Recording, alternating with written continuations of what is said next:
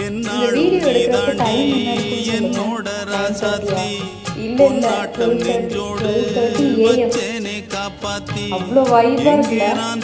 இதே மாதிரி தான் இருக்கும். பட் எந்த கோலமும் நான் போடலப்பா. ஹவுஸ் நம்ம சுற்றி பார்க்க போகலாமா ஏரியாவை. இங்கே எல்லாருமே கோலம் போட்டுட்டு ஏரியா ஃபுல்லாக சுற்றி பார்ப்பாங்க. எல்லாரும் போகலாமா. நான் ஏறிக்கிற மேலிருந்து 8 தேச பார்த்திருந்து ஏங்கி ஏங்கி காத்திருந்தேன் காணல. 8 ஆன பின்னும் உறங்கி போன பின்னும் சோறு தண்ணி வேணும்